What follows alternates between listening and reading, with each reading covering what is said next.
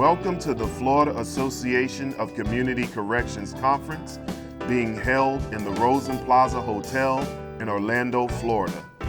This conference is being filmed in partnership with the Death or Prison podcast, now viewed on approximately 1.5 million electronic tablets distributed in prisons nationwide. Good morning.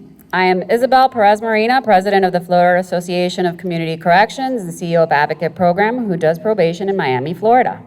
We are here, and this is the Death or Prison podcast. We're filming live before a studio audience of probation officers across this beautiful state and some from outside. To my right, I have Miss Justine Patterson from the Florida Department of Corrections. And to my left, a very special guest, Tara McCard, who's going to talk to us today about her experience with probation. Welcome, Tara. Thank you. So to get started today, I want to paint a picture. You know that this is a room full of probation officers, and what we want to know, we want to hear from your story, because our job is how we can make it better. And so we're here to learn from you, and you're here to teach. So tell me, to paint a story, tell me where you were born and raised, and who raised you? Well, I was born right here in Orlando, Florida, not too far down the road. With my mom and dad were alcoholics. You know, I lived in a very abusive, volatile family that they pretty much beat on each other, not really me, until I got old enough. But I kind of accepted it because I was pretty rotten. I think I was just reaching out for love. You know, like they loved me through four-wheelers and go-karts and knives and guns and all that stuff. But they never like kissed me goodnight. It was always just like, go to bed, like stuff like that. So I think I was just screaming for attention. And I've heard said like any attention, negative attention was better than no attention. Tell us, what is something or some things that are important about your childhood that you want us to know? My grandmother is very important to me. I still have her today. So I've accepted a lot of what happened to me. My mom is still around, so I've kind of accepted like she did what she could with what she had type stuff. She was being beaten. I was the one getting them off of her, protecting my little brother and sister from all of that. They would run into my room, you know. And once I got old enough to get my stepdad off of her, that was it. It was a wrap. Thank you again for sharing. With the childhood that you had and the family you grew up with, how did you do in school? Did you graduate high school? Was it difficult for you going to school? Going to school wasn't difficult because it got me out of the house, right? Like, coming home was the hard part. Now, staying focused and thinking that I could do it was a different story. Like, I didn't get really good grades. My stepdad says they passed me to get me through the class, but get me out of the seat. But I did ended up graduating a year before my class. I had to write Tallahassee and stuff. I was at a program for troubled children. So I did end up graduating. That was an accomplishment I thought I'd never get. Congratulations. Thank you. So, when was the first time that you got in trouble with the law? Like truancy was probably the first time I had, or running away. You know, I remember I was in juvenile detention from the time I was like 13. And walk us through that story, and just give us until the first time you were put on probation. I've been on probation so many times, I'm not even sure I remember the first time I was on it as an adult. In the beginning, I just took probation to get out of jail. You know, I never really took probation to complete it, right? And then as I got older, I would take it to. I've been in jail several times. My rap sheet is, I think like 45 arrests in Orange County alone. I've had my DC number for quite a while. My first experience with completing a probation was not of my own doing. It was from moving so much that they didn't really drug test me on intake. So I just did a lot of intakes through that time. And my most recent probation was probably my best probation ever. Like, I want to give you guys props that that actually care, you know? And that's not to say that some of us don't let you care, because at some point you get tired of, you know, you guys have a job to do as well. I was just on 2 probation, I had 2 charges, running concurrent, 2 separate probations, and I knew that if I didn't go to detox, because I'm an addict, that I was going to violate that probation right away. We lost my brother due to an overdose. And my sister was like, I just can't bury another sibling. So I went to detox, and I went to a recovery home in Daytona. 3 months into that recovery house, I decided to put a motor on my bicycle. And I chose to not believe anyone when they told me I'd go to jail if I rode that bike. And I wanted to go to the NA meeting and park beside the Harleys, right? It was like the beginning of my time, right? Like, so I went to jail right after that. And the probation officer, because I was doing everything I was supposed to do, right? Like, he didn't really want to violate me, but he had to. But he recommended time served. And I heard terminate, right? I'm on a 3-year felony probation with a rap sheet as long as all these tables put together. And I'm hearing like terminate. So the worst thing for someone clean to do is go to jail, right? Like, it changed me as a person, because I knew if I kept talking to these people about getting high, I was gonna get out and get high, right? I did what I had to do to not do that, right? I start telling people about recovery, right? So I get out of jail 3 months later, and probation calls me because they're closing out my case. But y'all remember I had 2 charges, right? They only violated one of my cases. I had still on probation for the second one. She emailed the judge, and the judge's best thing to do was violate that one too. So I went back to jail. Now, I've been clean twice. I could see the probation officer didn't want to take me, but she had to, right? And they tricked me into that one. Acceptance in my life is where I'm at today, right? Like, accepting you guys for what you do, accepting me for what I've done, and moving to the next right thing, right? Like, wasn't nothing I could do, but they wasn't gonna let me out. But they terminated that one too, so in 3-year probation, I got done in 5 months. And that's because you guys have a heart, right? Tara, you shared with us the fact that drugs was at the foundation of most of your issues and the things you're saying. Would you mind sharing with us when that path began for you in your life, how you got started? How I got started was stealing my family's weed. You know, they were too lazy to get their own beer, so I had to get them one, and I would get me one too. And I started at like 12 or 13, which is right about the same time that I started being touched by my uncles. Like, I was old enough to accept it again, to protect my little brother and sister. Like, okay, you can keep doing it to me, but if you do it to them, there's gonna be problems, right? So I had an aunt that was 4 years older than me, so none of them got messed with because I wanted to protect everyone. And then that's when, like, not caring about myself, it all goes back to not loving me. Then I just went from weed to drinking to whatever I could do. I remember, like, caffeine pills. And then when I was 18, I started smoking crack. And I smoked crack on Orange Blossom Trail right here for 14 years, jumping in and out of cars. Jumping in and out of cars, doing whatever I could do to get the dope, right? Except I didn't have to get beat by a boyfriend, because I think that's one thing that was instilled in me, like I wasn't gonna live like that. You know, I got pregnant when I was 15, and it was like 13 and a half weeks, and I was only 15, so I didn't know much about it. And he hit me one night, and I just woke up the next morning and went and had an abortion. Like, I'm not gonna live like that, and I still live like that today. Like, I have a very good relationship today. I've had a couple of good ones, and I just don't want to accept that in my life. But if that's the one thing I got out of my family, that might be the answer to your question. Like, I'm not dealing with that in my life. Sounds like you had to accept a whole lot, some of it not so fair and not what you deserved. How can we as probation officers help you get to that point of acceptance where you can change your mindset? Counseling. Recommend counseling. Recommend, because for me, whether I want to do it or not, if I do it, chances are that I get more out of it in the end. Like, no matter what. Like, I do it because what kept me in the halfway house was I wanted to stay out of jail a little more than I wanted to get high, right? Like, so.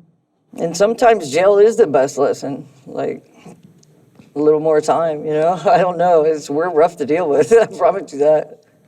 So Tara, how did your probation officer assist you in a positive way? I know, and of course I'll follow that up with negatively. How did they do anything that negatively impacted you? Honestly, like, I haven't really had a negative impact unless I was just not wanting to do it, right? Like, and then the only thing there is to do is, because I tell you what, when I got tired of going to jail, I stopped doing the things I did. Like, jail is not easy, you know? It's not easy. So I think I just came to a point in my life that I was tired, right? Like, some of us get tired before others, but were you positively motivated? Was there encouragement from your officer? Absolutely. Could you have received more of that? Everyone sitting out here, they are listening. They want to know how they can be better, what it is that we can do better to assist individuals like yourself. for me, when I was struggling to get to those places, like, you know, you got to do the intake and then you got to go do register for felon, like all of that stuff, like that stuff takes time and effort and it takes a big struggle. Like, bus passes would be a good thing if y'all had resources for bus passes. Nobody wants to help anybody with their hand out like that. Like, we all want someone that's helping themselves, but a little bit of like, here, you have no excuse now type stuff. Like, now you can get there. Nobody's going to take you. I found that out through going to meetings. Like, if I get myself to a meeting, somebody will get me home. Like, as long as I put forth the effort to do what I need to do. And then just the understanding, like, when you see them doing that stuff, compliment them, right? Like, it's always nice to see a smile on the other side of the table, you know? We talked about that before, being friendly. One of the questions that I have for you, especially for those individuals suffering from addiction, a lot of what probation officers have to do is drug testing. And so what do you think about that and about that tool that we have? How is it helpful for you in your road to recovery? Well, was it helpful? I mean, if I didn't want to go to jail, I better not do dope, right? Like, and you know, we always try to time it. Like, well, if I do it in these 3 days, or if I don't do it, if I do it now in 3 days, I go to probation, and that never works. We don't ever stop. I never stopped. So the drug testing is probably where it's at, you know? It's probably where it's at. And there's always a look on us addicts. Like, you can tell we've been up all night. You can tell we ain't been doing nothing but what we ain't supposed to be doing, right? And sometimes I say, like, I wasn't arrested, I was rescued. So don't think you're not saving somebody's life because you have a heart. Like, you might be killing them if you don't send them to jail. So jail was a positive thing, at least your officer handling you in that particular way and ensuring that you adhere to your condition was an assistance to you. Right. The recommendations that you guys give for, like, treatment and stuff like that, like, that's a good thing because they listen to that stuff. And now you can recommend it all you want. You can't help if the people stay, but I tell you, people used to ask me all the time, like, why are you going back to detox? You're just going to get out and get high. And I'm like, well, if I never try, it'll never work. So the ongoing process of going in intake, going in all that, like, it eventually has taken hold, right? Like, and I have a little more knowledge, even though I lost my time a while back. I still had the knowledge that I gained from doing all those things. So the meetings and stuff like that, recommending all that stuff, like that stuff, People go to meetings to find out who their husband is talking to, right? Who's that chick on the other end of the phone? And then they end up with 15 years clean. So, you know, you never know what seed's going to be planted in someone that's going to save their life. You mentioned your grandmother and a couple of other positive experiences. Who are those people that have really been a positive influence on you, and what did they do that made a difference? Well, loving me no matter what, even when I didn't love myself, would be the biggest thing with that. Like my grandmother, there's some people in recovery that never gave up on me. Just every time they see me come in the door, like, oh, look, she's back. You know what I mean? Like, thank God I didn't die. You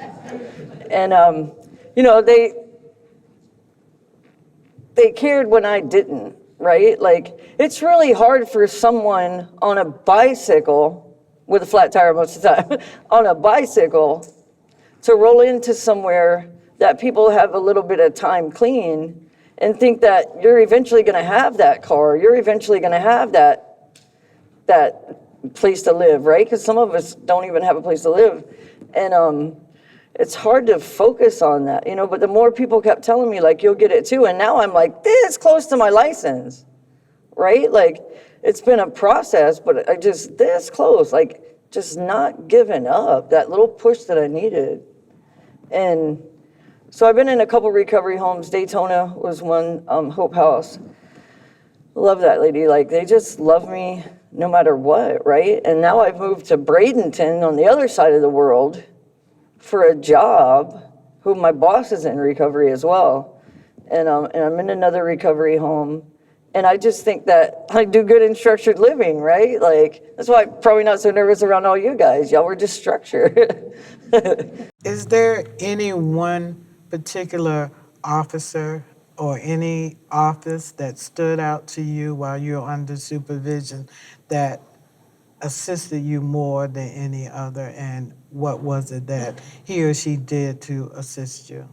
Well, I remember I got on probation here in Orlando, and I had already violated one probation, and the two were coming together. I kept telling the one officer, like, I'm going to detox next week. And of course, I never went to detox, and I didn't go see her because I figured she's going to drug test me, so I'm just going to be violated anyway, right? Don't go.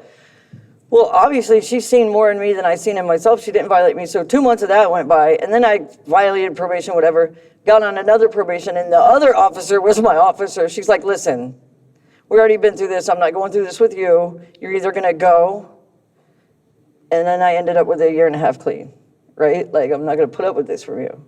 So I forget her name. No, that's okay. It was Orange County. She may be in this room, so we won't call her Yeah, out. I was going to say. Well, it sounds like she did give you what you needed, Yeah. and that you did the rest. So one of the things that we all do is that we work with our communities to make sure that there are sufficient resources for counseling and things like that. Tell us about the work that you did, the treatment, and what worked from the point of counseling, and what the people in the community could have done better. Honestly, I think the people in the community do really good with providing the resources. It's us that don't. In my experience, it was me that didn't accept it. It was me that didn't want that pain, right? Like, there's a lot of pain inside. I was talking to her, I was like, I'm gonna need tissues, right? Because if I start talking about my family and I start talking about this stuff, it hurts, like, and it hurts from deep. So to stay consistent with that, because I'm on counseling now. I'm in 3 different counselings now. I'm a pretty troubled person, but like, I want to heal, right? It's just, again, like when somebody comes to a point where just not giving up on someone, you may not know if you're the first one not giving up on somebody or the 5th one, right? Like, you could be the first one or the last one, right? Like, you don't know what point in life that they're at. This could be their time, or it might not be, right? Like, here we go with that acceptance thing, but just don't give up. You know, I think the bus passes are a good deal. And this goes, what you're sharing with us goes back to our initial speaker this week saying you must have that empathy and you must put yourself and listen to the individuals. And Tara, I thank you for sharing with us today. But is there any one type of counseling that's benefiting you more than another? Or has one benefited you more than another? PTSD is probably the one. I'm looking into doing the EMDR.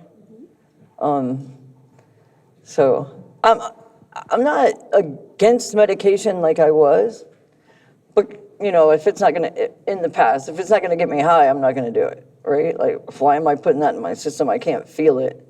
So today I tell them, like, if you hear something in my share and you feel like I got some symptoms of something that some medicine can help, like, let me know.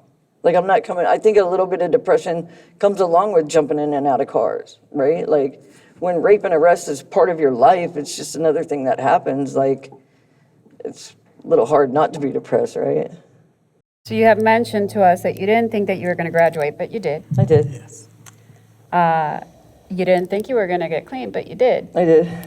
So you've had some successes. I have. Tell me about those. So I was in jail one time, and I was a trustee, and it was either go to work release or take this core construction class here in Orange County. And I'm like, work release sounds really good, right? Because I'm always thinking about monetary. And so the powers that be ended up making me stay in this program. Stay in jail, go to this program, and have something to stand on when you get out. Because, like, when you don't have a foundation, it's hard to crumble it, right? So I stayed, and I'm thinking, like, I'm no good in school, right? Like, I'm a drop. Even though I graduated a year before my class, I dropped out at 15, 16 years old, and I was just filling a seat from, like, 13 on, right? I get to this class, and I'm thinking, I'm going to fail it miserably, especially the math part. I missed one question, and it's only because I second-guessed my answer, right? So I'm doing this core construction class, and today, like, it coming here. Like, when I heard all those people clapping from, I was like, I hope that's not where I'm going. And then I walked in, and I see all these people, like, Sarah, just follow through with it. Because in the past, I would have ran. But going through that construction class and getting to the other side of it, coming in here, getting to the other side of this, right? Like, thank you guys for allowing me to be here. And thank you guys for listening. Because thank you for being interested enough to care about the next felon. Because a lot of people don't. A lot of people just see us as, and we create it. I'm not going to give you that. Like, we create it because we go in and out, in and out, in and out. There's only a few one white key tag wonders. And it's far and few between. But those that keep praying for us and those that don't give up on us are the reason why I'm sitting up here sharing my story to a bunch of people with handcuffs. So a lot of the work that we do is about helping the folks that we serve learn about the triggers around them, right? And one of the challenges we have is neighborhoods and friends, and kind of going back to the same group of people that kind of bring you out of the goals and the path that you're trying to get on. So tell us about your experience in trying to redirect yourself from all those triggers and all those people that kind of bring you back into the world of addiction. Letting go of ego. Because I think a lot of it that takes us back, for me, was, hey, look what I got. Hey, what does that speaker say? Treatment was good to fatten me up for another run, like, because I look good again, right? I'm not all strung out and sucked in. So, just the ego, if we could catch the ego and the self-love, like, I didn't start changing until I started caring about me a little more, right? And that didn't happen for me first. It happened with other people loving me enough to tell me, like, just love you. We'll love you till you can love yourself. Like, just stop giving up. Okay, the individuals that shared that with you to love yourself, and we're going to love you until you can love yourself. Were they in the community, or did you find that at the probation office? Where did you find that? Recovery. in recovery? In recovery. The other thing that we're challenged with and that you're challenged with often is finding employment. You mentioned getting into a trade, getting into construction, and how impactful that was. What can you tell us in terms of what is important for us to work for and advocate to make sure that everyone involved has a pathway to success and a vocation? Counseling. I mean, because you have to work with others, and if you want to run from everything, like you got to figure out why I had to figure out why I was running, right? I had to figure out why everything you did, and she did make me mad.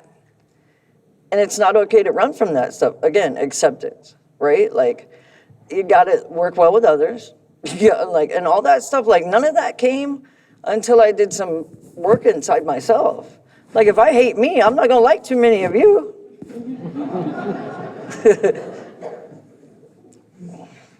Counseling. It's like counseling. So it sounds like counseling did it. Sounds like counseling. So we're about wrapping up, but you have a group of probation officers, folks listening in. And what I'd like to end with is for you to just tell us 3 things that we need to take back into our practice. Like, when these folks go back to their caseloads and all the folks that are under their supervision, what are 3 things that they have to do? Guidance. Forgiveness. And hardcore in it. Like, you gotta, some of us need that. Some of us need, like, I seen through your BS last month. So if it doesn't work this month, if I don't get a good report, like, I'm gonna have to do what I gotta do. Like, some of us need that tough love. I promise you, like, it's not such a bad thing that you guys are like that. Like, it's just not. You're the second one in the 3 podcasts that said forgiveness. Yes. That forgiveness for yourself and also for the officer, for the system Absolutely. to forgive, to give you or give anyone a second chance, an opportunity to move forward. Was Right. that, how important would you say that forgiveness assisted you in being a better person? It was the number one thing. It was the number one thing. It taught me how to forgive me as well. Like, it's kind of like put the sledgehammer down and pick up a feather. Like, stop beating yourself up and be kind to yourself for choices that I've made. Helped you start again. Correct. Well, we're happy that you're here. Thank you. We're happy that you're on the road to forgiving yourself, and that those that were in your path helped you get there. Thank you, guys. Thank you. Thank you, Tara, for sharing your story.